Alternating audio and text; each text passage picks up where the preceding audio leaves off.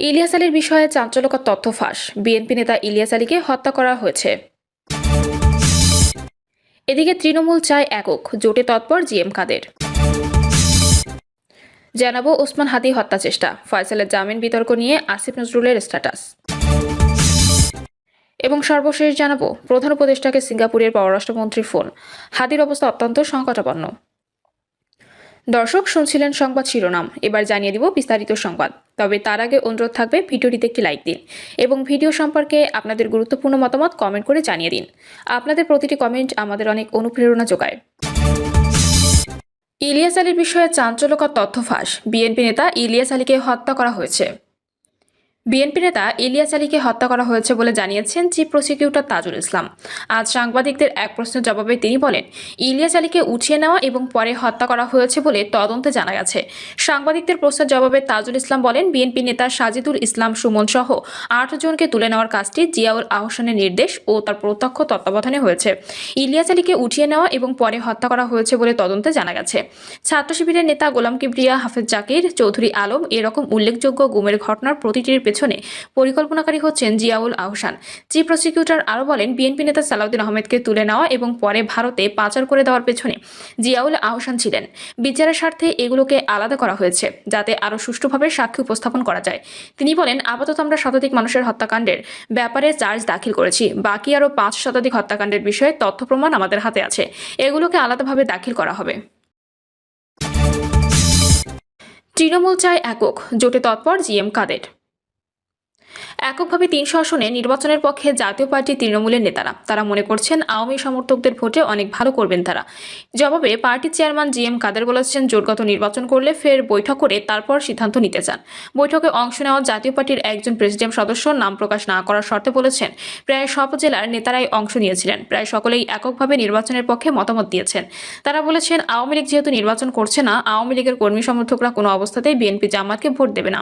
তারা ভোট দিতে গেলে জাতীয় পার্টিকেই পছন্দ করবে। সে কারণে এককভাবে নির্বাচন করলে জাতীয় পার্টি অনেক ভালো করবে, জিততে না পারলেও প্রত্যেক আসনে সংগঠন দাঁড়িয়ে যাবে।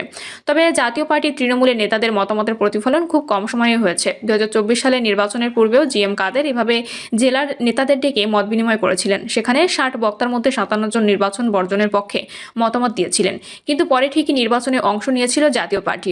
একইভাবে এবার তৃণমূল এককভাবে নির্বাচনের পক্ষে মত দিলেও বিএনপির জোরগত নির্বাচনের ইঙ্গিত পাওয়া গেছে।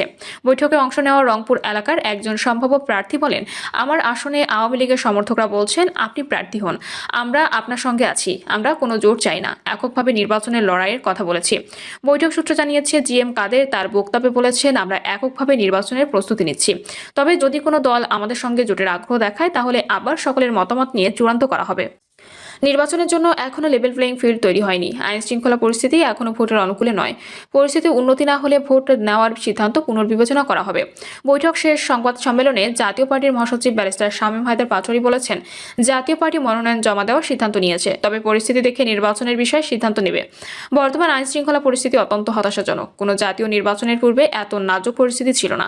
বিএনপির সঙ্গে জোটগত নির্বাচনের গুঞ্জন প্রসঙ্গে জাপা মহাসচিব বলেছেন, আমাদের সঙ্গে কোনো দলের আলোচনা চলছে না, তবে রাজনীতিতে শেষ কথা বলে কিছু নেই। আমরা 300 আসনের প্রার্থী নেওয়ার সিদ্ধান্ত নিয়েছি।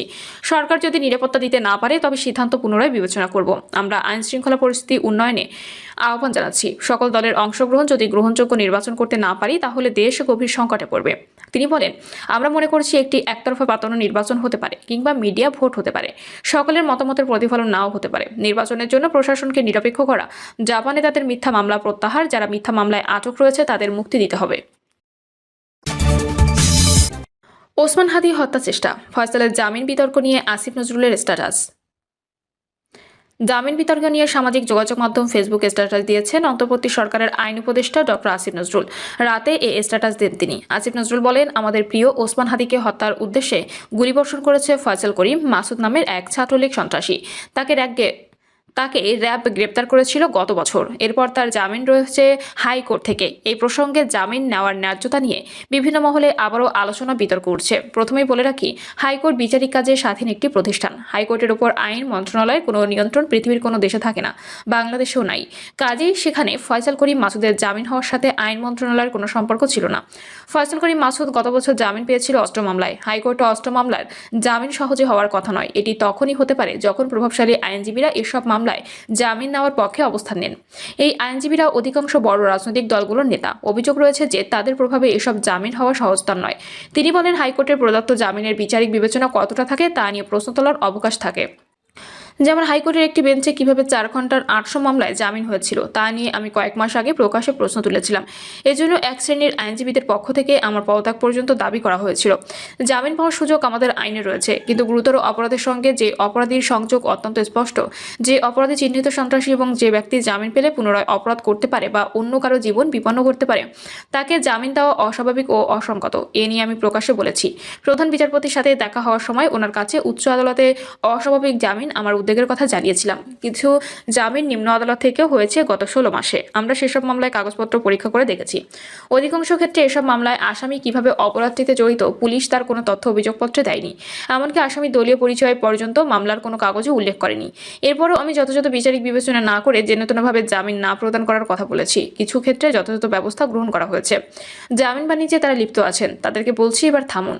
আমাদের ছেলেদের জীবন বিপন্ন করার মতো সিদ্ধান্ত দেবেন না। এক গণহত্যাকারী পাশের দেশে বসে আমাদের জুলাই বীরদের হত্যা করার হুমকি দিচ্ছে। বিচারিক বিবেচনার বাইরে গিয়ে জামিন দিয়ে সেই হত্যাকারীরা অনুসারীদের এই সুযোগ করে দেবেন না, না হলে পরকালেও এর দায় আপনাদের নিতে হবে। প্রধান উপদেষ্টাকে সিঙ্গাপুরের পররাষ্ট্রমন্ত্রীর ফোন। হাদির অবস্থা অত্যন্ত সংকটাপন্ন। সিঙ্গাপুরে চিকিৎসাধীন ইনকিলাব মঞ্চের আহ্বায়ক শরীফ ওসমান হাদির অবস্থা অত্যন্ত সংকটাপন্ন বলে জানিয়েছেন প্রধান উপদেষ্টার প্রেস সচিব শফিকুল আলম। তিনি লেখেন, সিঙ্গাপুরে পররাষ্ট্রমন্ত্রী ডক্টর ভিভিয়ান বালাকৃষ্ণন আজ দেশটিতে চিকিৎসাধীন জুলাই গণঅভ্যুত্থানের সম্মুখভাগের অকুতোভা যোদ্ধা ও ইনকিলাব মঞ্চের মুখপাত্র শরীফ ওসমান হাদিকে দেখতে গিয়েছিলেন।